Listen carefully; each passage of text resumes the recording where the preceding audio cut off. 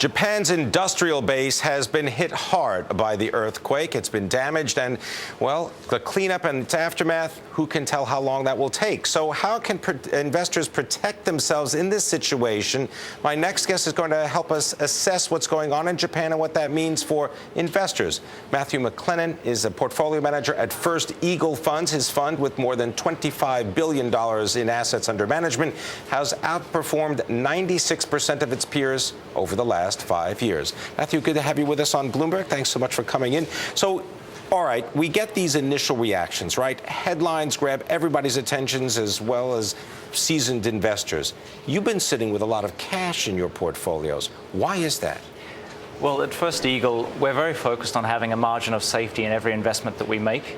And when market levels get higher and higher, sometimes it gets more difficult to identify good businesses at good prices. And some of the good businesses you own get towards their target prices, and so you trim them. And so the cash builds naturally when market valuations go up. So when others are complacent, we tend to be patient. This reminds me of that old adage that you make your profits in the stock market not on the day that you sell, but on the day that you buy, because it's that initial price, that initial value that is so crucial to determining future performance. Well, for us, wealth creation is all about avoiding permanent impairment of capital. If you can participate in the march of man, but avoid a lot of the potholes along the way, you're going to do just fine over the long term. But people seem to have forgotten that now, or am I misreading the way the market is trading? Because it seems we're a long way from people being fearful of losing capital. Now it's just, how can I profit on the rise in stocks? It's clear that the distress that was present in asset markets 18 months ago has largely lifted. And so in that regard, it's a time where it pays to be perhaps a little bit more patient than you were a year or two ago. We always feel better, actually, when the risks are manifest and obvious, and they're therefore weighing on prices, because that's what gives us the opportunity to buy good businesses at good prices. All right. Well, having said that, certainly the natural disaster that just took place in Japan and the ensuing industrial disruption and the fall in Japanese stocks, one might argue that there are some values to be had in Japan. Well, Japan as a market as a whole is roughly where it was 20 years ago. So, in fact, more, 1983. So if you go back to the S&P 500 in the early 80s, it was below 200. So you have a market as a whole that's quite depressed. Clearly, the events of the last week have been a tragedy for the Japanese people, and at First Eagle, we would look to help in the recovery effort, in targeted efforts, and it's clearly a tragedy.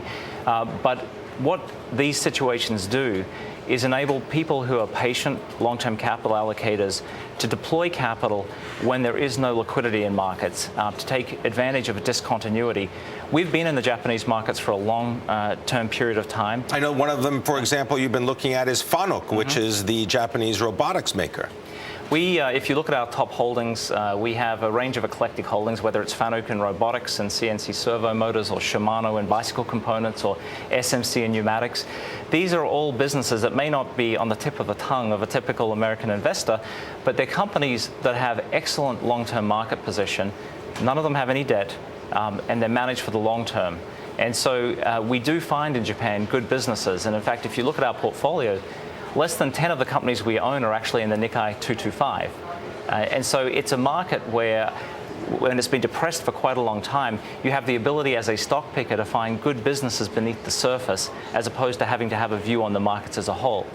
So is that why you hold that cash, to just wait for those kinds of opportunities? It's a reflection of our patience in investing. I think you mentioned before, you're not going to do a trade every day. Your prime broker must not be very thrilled with you, We're never the most popular with the street. But if you look at the way we think about allocating capital, it's episodic. You should allocate capital when there's a gap between price and prospects. And not just in terms of price, but in understanding the underlying long-term duration of a business. And from our perspective, it's paid to be, you've been paid to be patient over time and allocate capital in a somewhat counter-cyclical fashion. And so, yes, we've been a little patient of late. But I was just thinking that maybe, an investor that doesn't have patience, they have to pay you to have the patience for them.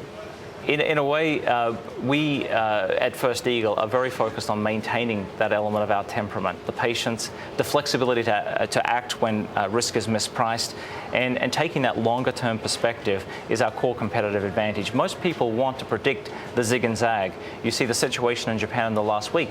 Most people have become instant nuclear experts or seismologists. We don't purport to be able to predict the future with any degree of certainty. What we do focus on is trying to identify situations where we see a wide margin of safety and deploying capital for the long term in those situations. That's been something that's helped us avoid the landmines over decades, and it's the way we look to allocate capital in the decades to come. Is there any other market in the world right now that you're particularly focused on that fits this criteria? Well, we look across the world. Japan has obviously been the market in the past period of time where we've allocated most attention, given that it's the most depressed market in valuation levels. But we've sailed a very steady course there.